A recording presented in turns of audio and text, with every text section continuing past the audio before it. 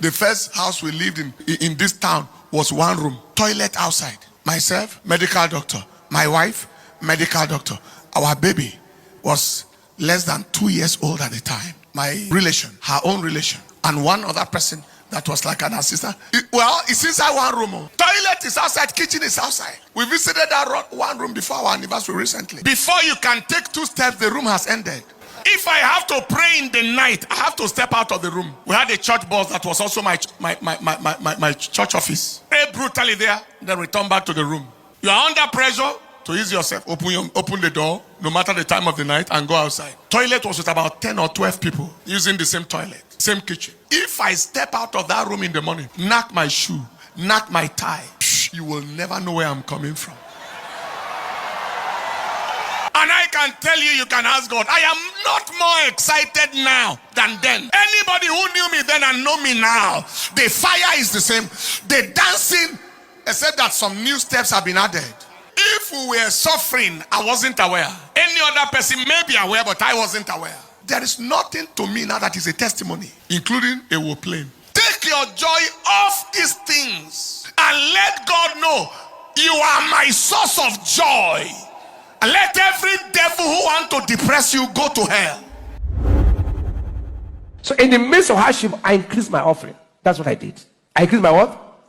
I increased my offering. And my income increased. From the day I increased my offering, my income,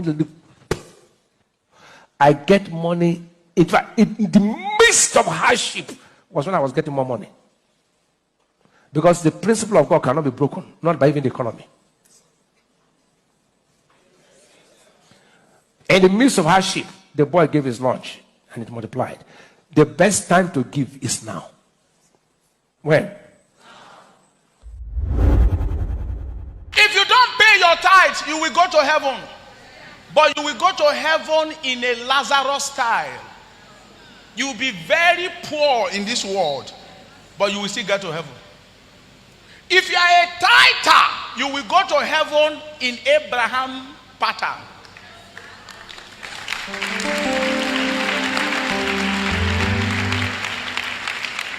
There are 2 ways you can go to heaven. Lazarus went to heaven, but he went to heaven as a poor man. He went to heaven, his body was already eaten up with worm. There were sores all over his body. But the same Abraham went to heaven.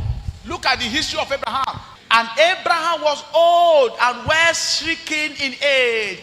And the Lord had blessed Abraham in all things. How many things? How many things? How many things? So did Abraham did not go to heaven? He went to heaven. In fact, before the poor man with his sword and dirty body get there to dirty heaven, Abraham was there. Even in heaven, he wasn't given a good place. He was at the bosom of Abraham. Bosom is like a bushwater of a house. Look at this. Let me show you this.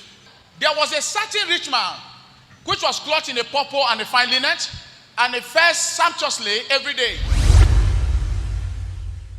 There are some traditions and cultures that are practiced by religious leaders, but not inspired by God. There are so many things that we pastors do that are not necessarily inspired by God. In fact, some of them are paganistic religious practices. It's offering time. All of you put your hand in your pocket, bring your money out. Now talk to your money, talk to your money. When did you turn my God to Ifa? That's Ifa priest. That's how they do in their Ifaology. You talk to your money. You pick 2 cowrie shells. You tie your cow. You put it down. Why are you doing this? You are violating scripture and you are teaching tradition as scripture. That's a very, very terrible thing. It happens every day. I mean, there's nothing wrong with it, but announce it as your culture. It is not scripture. So don't tell them it is scripture. That's why I get angry. Don't say it is scripture. Say this is our culture. You sit here. Somebody is coming to greet you from that place. They are kneeling down. Come and greet you. Why is that in scripture? That is our culture. It's our culture to say, yes, yo. Yorubas greet their king. They prostrate flat on their belly, no matter how old you are. Now, a pastor now assumes that role. People come and greet you and they give you the KBSC treatment, meaning we cannot ask you questions. Nobody is saying you should be rebellious, but the scripture does not teach that. The apostles must be respected, must be honored, must be revered, but must not be worshipped and deified.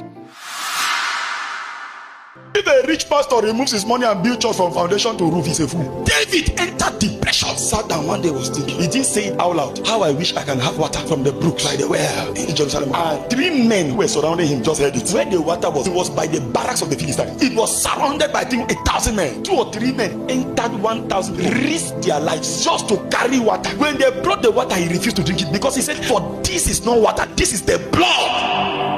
There's money that is blood, though. That's why some pastors are broke for life, because they are eating blood. You took the money of a grandmother that cannot pay rent, a woman that does not have anybody supporting her, pocketed it, used it to buy a big lap of chicken. And as you are eating, you are saying people are wicked, they don't give in that church. You are broke for life. This church can never be fought because I don't have money, I didn't build it. It's people's blood that is at the foundation. If a rich pastor removes his money and builds church from foundation to roof, he's a fool. Because you don't build a tabernacle like that. You think God was foolish when he said, "Gather from the people"? God could not provide for himself. There's a way a church is built. It's built with sweat and blood. Even if you have the money, don't do it, because the strength of a church is the sacrifices of the people. And I want you guys to hear what these preachers had to say, and also share your thoughts and opinions in the comment section below. Some of them are really inspirational, and some of them I feel like they are just ripping us off. But, it's so funny, right? Because I have come to realize that people are diverse, and the things we do, the things we say is always so diverse. And no matter how extreme you are, you will still have people who are going to be in support of you.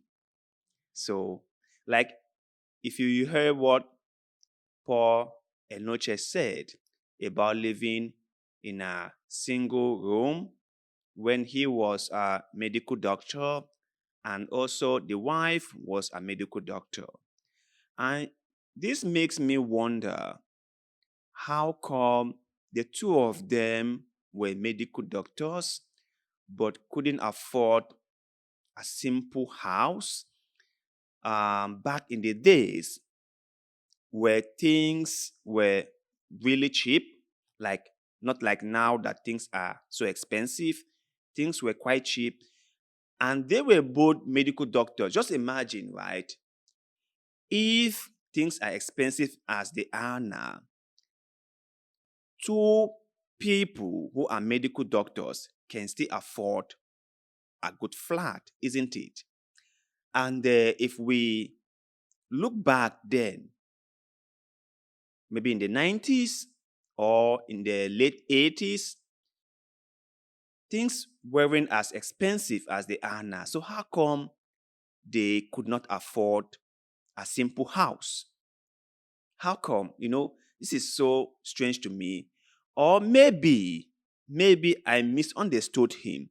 Maybe he did not want to get a comfortable place because, according to him, material things weren't that important to him. Maybe because he said that back then and now, his life hasn't changed that much because he is still a very happy person.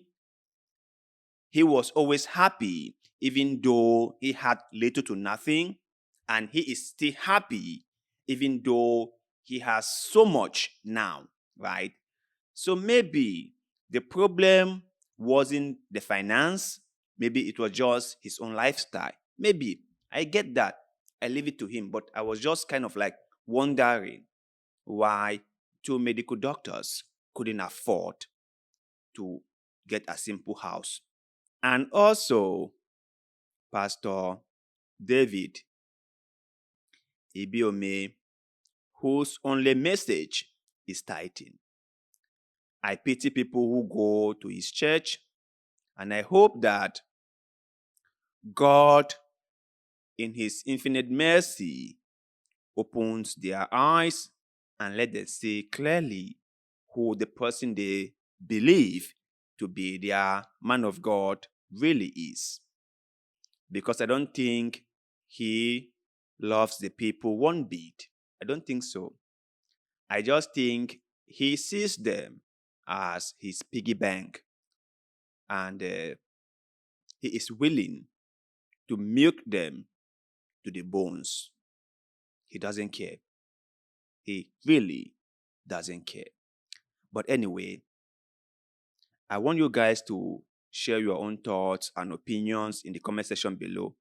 Let me know what you think about what the preachers said in the videos.